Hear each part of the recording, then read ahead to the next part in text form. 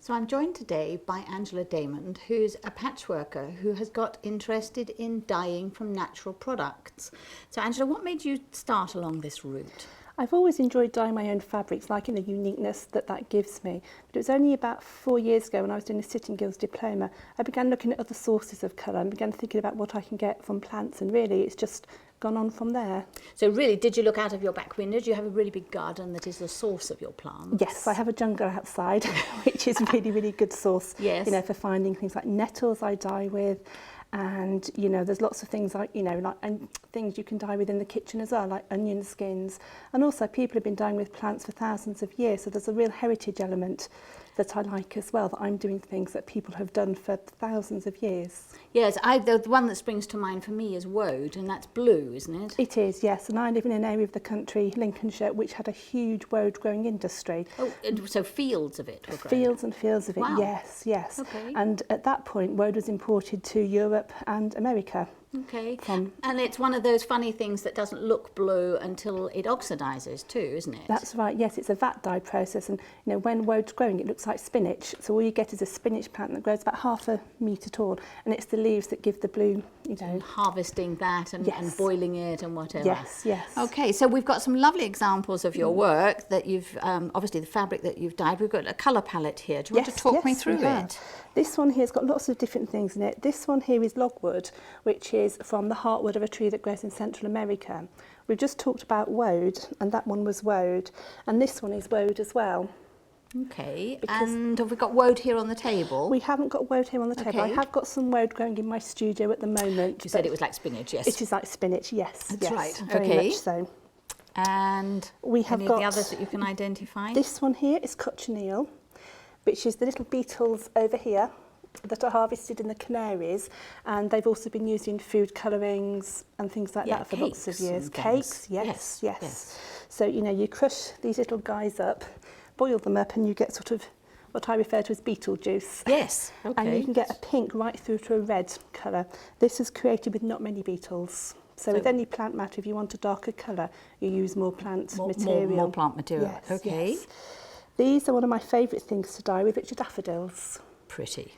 So it gives a wonderful colour, and every year, you know, I dry my own daffodils. I was just going to ask you, is one able to keep the source? Because if it's natural, then obviously that's seasonal. Yes, but yes. What, do you dry them or freeze them or something? It depends on what product you're using, what flower you're using.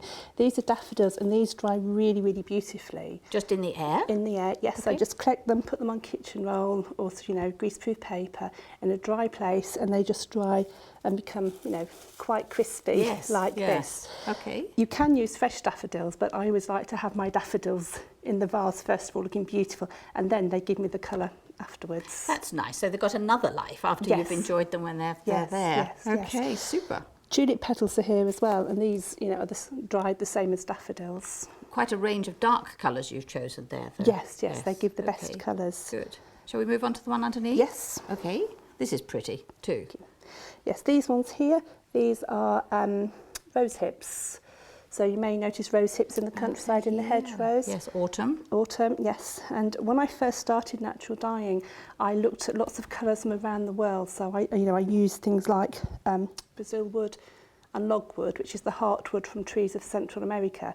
But now I really use seasonal things that I can find around my home. I was going to say, I'm not sure that those woods are terribly accessible, are they? No, they're not. From your back garden. No. All right. So what's this lovely one that you've stitched into? This one here, surprisingly enough, is red cabbage, which is, you know, we have one here. So red cabbage is very easy to find in supermarkets for people to have a go with. It's just chopped up, boiled with the fabric, and you get beautiful blue colours. Okay, and you were telling me earlier when you were explaining it that actually your local sourced red cabbage is even better because it grows in Lincolnshire. It does, yes. Gives you a better colour. Yes, and you do find that, you know, when you collect daffodils and things like that, where they're growing makes a difference to the colour you get from them. So presumably the minerals in the soil or pesticides maybe? Pesticides, it all makes a difference to the colour the plant gives you at the end. Okay. So Lincolnshire cabbages do give the best blue. Well, we'll remember that. And this one is lovely. This one is just ordinary onion skins. just like So this. just like that there, yes. You know, just the outside layer. Often you can go to a market store and they're only too happy for you to collect all the excess Clear up onion after skins. them Yes. in the market. Wow, Yes, yes. and you get wonderful colours like this. And you also explained that this is in 2 halves. This side is made slightly differently to this in terms of the dyeing? It is, yes. It's exactly the same amount of onion skins, but on this side here you can see lots of different textures in the fabric, because that was done with the onion skins being put in the fabric, and then it was all bundled up and tied up and then steamed in some water, sort of cooked in some water. This side here, which is almost a more uniform colour, was with the onion skin soaking in the water first, and then the fabric went into the water and was immersed in the water with the onion skins rather than bundled up. Yes. Okay. Nice. I love your secondary quilting and things. You've got a real mixture here, haven't you, of machine and hand. I do like to combine hand and machine quilting. Yeah. And often I sometimes like to put an element of where the colours come from, like the two this was the onions. Sorry. Yes. Didn't notice that. Yes, too busy They're concentrating not on very the obvious, colour. and I like They are. that. They Yes. are. This is pretty. Yes. This was a little sample done with daffodils, but this was daffodils from 2011, which has given me a brighter colour than daffodils from 2012. Okay. And Was that obvious before you started? What, did they look different colour? No, they didn't. Just the end result has been different. Yes, yes. And I like that. I like the fact that the plants have a life of their own, so you never know quite what colour you're going to get. You know it's a yellowy-ish colour, but you never know the final The element result. of unpredictability. Yes, yes. And this was done with logwood as well, which is this heartwood here. Okay. That's this colour here is, Yes, is it the is. logwood. Yes. And the doilies have been done in there too. Logwood as well, yes, Yeah. yes. Okay.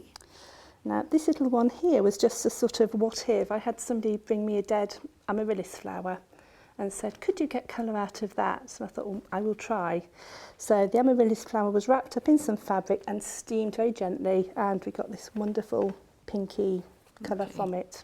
I am fascinated. You're talking cooking terminology here. I'm fascinated with the thought of your kitchen, the steaming. Does hubby sometimes lift the lid on things and wonder whether that was supper or not? Yes. He has come home all excited because something is bubbling away on the Arga, and he's opened the lid and it's been petals or twigs or leaves. So my family know me. Oh, they got used to you now. Yes, they have, sadly. So is this yellow daffodils? Now, surprisingly enough, this is tulips. Tulip petals, which are the ones here. I started collecting tulips this year and, was really thought that out of the ready petals I would get a ready colour, and I haven't. This yellowy patch here was yellow tulip petals. Okay, that's logical. This darker colours either side with these The darker petals here. And these paler green colours were the red petals, which would be these ones here. So, sort of from those red petals you get this light green colour. So you really don't know what you're going to end up with, do No, you? You just no. have to be happy with it. Yes, yes. Yes. And, I like that unpredictability-ness. Yes. Well, it's quite beautiful. Yes. And then, last but not least, with presumably tulips again. It is, yeah. This is one of my favourite tulip pieces because I've quilted just one simple tulip in here to highlight, it came from tulips. Oh, And this was lovely. done by bundling the petals again. So, the darker ones went this end, the reddy, yellowy ones went this end, and they were just all tied up together. It's lovely. Well, thank you for sharing that, Angela. You're going to do a workshop for us, aren't you? I am, too, yes. using the tulips, so we really look forward to that. Thank you so much. Thank you.